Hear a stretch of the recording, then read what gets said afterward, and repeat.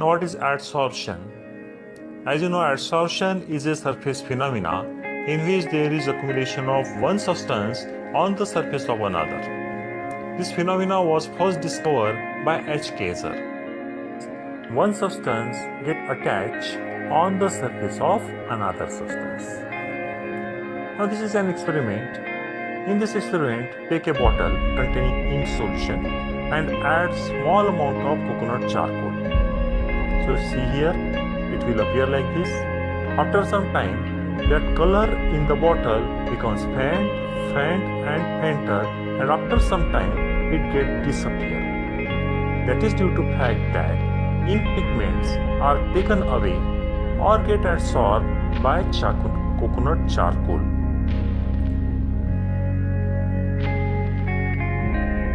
Example of adsorption. Adsorption of acetic acid on the surface of animal charcoal.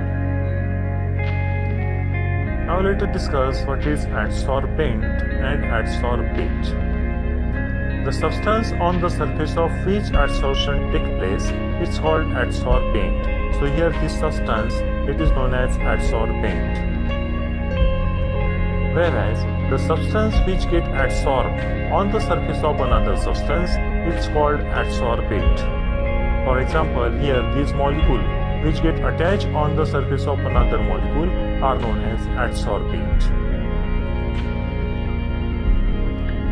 Now let us discuss the terms adsorption, absorption and sorption. As you know, adsorption is a surface phenomenon, whereas adsorption is a bulk phenomena in which one substance is penetrated into another substance so as to form liquid, solution or compound. There is another term known as sorption. It is a process in which both adsorption and absorption takes place simultaneously. For example, when hydrogen is taken up by charcoal, it is first condensed on its surface, which is nothing but adsorption. After some time, the hydrogen diffuses slowly into interior of charcoal, forming a solid. This is absorption. So charcoal has adsorbed as well as absorbed hydrogen gas. Now let us discuss how adsorption is a surface phenomena. This is adsorbent. Molecules which are present interior are attracted from all sides, whereas molecules which are present on the surface of adsorbent are attracted only by the interior molecule. And that's why some unbalanced forces or residual forces remains on the surface. Due to this, what happens? That adsorbent, it attracts another molecule so as to satisfy those forces, and thus adsorption takes place. That's why adsorption is a surface phenomena. Now friends, let us discuss various factors affecting adsorption. First is nature of adsorbate.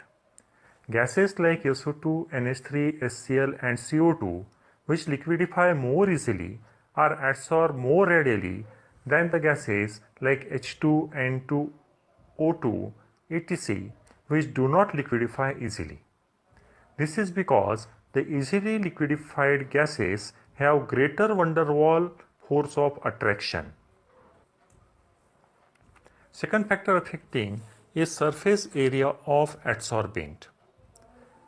It is well known that longer the surface area of adsorbent, the larger will be the extent of adsorption under given condition of temperature and pressure. Third factor affecting is effect of temperature. As you know, adsorption is an exothermic process. That means during adsorption, heat is evolved. And that's why if temperature is given, then adsorption decreases. For example, if the temperature of coconut charcoal is lower from minus 29 degrees centigrade to minus 78 degree of centigrade, the amount of nitrogen gas absorbed increase from 20 to 45 ml under the same pressure. Now let us discuss types of adsorption of gases on solid. There are two main types depending on nature of forces between the gas and the solid's physical adsorption. If the physical forces of attraction hold the gas molecule to the solid, the adsorption is known as physical adsorption. The physical forces are permanent dipole moment, polarization, dispersion effect, van der Waals forces, etc.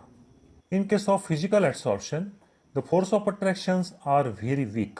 Therefore, these are characterized by low heat of adsorption. Example of physical adsorption are adsorption of various gases on charcoal and adsorption of nitrogen on mica. Another type of adsorption is chemical adsorption. When the molecule of the adsorbate are held on the surface of adsorbent with the help of strong bond, the adsorption is termed as chemical adsorption. This is also known as chemisorption.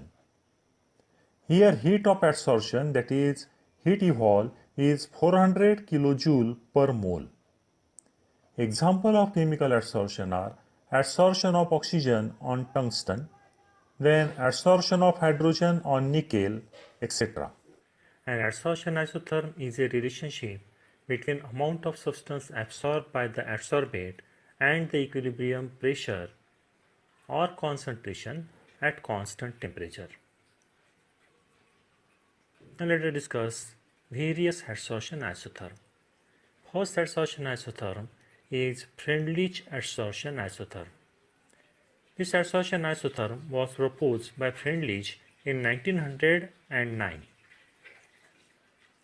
and he just gave an equation: x by m is equal to k into p raised to power 1 by n, where x is amount of adsorbate, m is amount of adsorbent, and p is a pressure.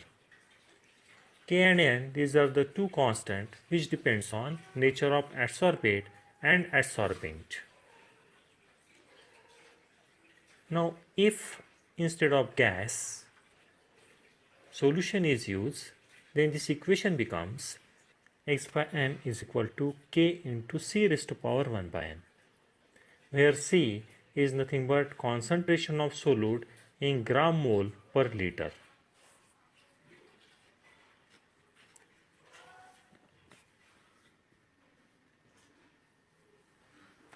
Now how to verify this Freundlich adsorption isotherm?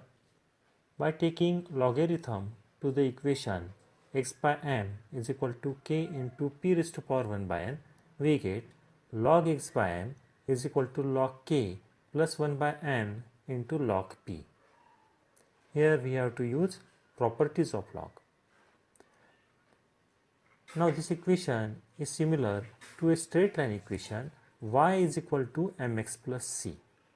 That means on y-axis, if we take log x by m and on x-axis log p, so we get a straight line having intercept log k and slope 1 by n.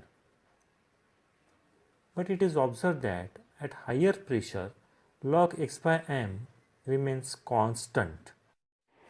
That means Freundlich adsorption isotherm is fail at high pressure.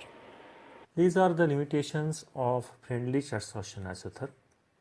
It is valid over a certain range of pressure only. The constant K and N vary with temperature. As you know, adsorption isotherm means nothing but relationship between amount of adsorption and pressure at constant temperature. Now if K and N, these are depend on temperature, that means that equation depend on temperature. That's why this is limitation of this Freundlich adsorption isotherm.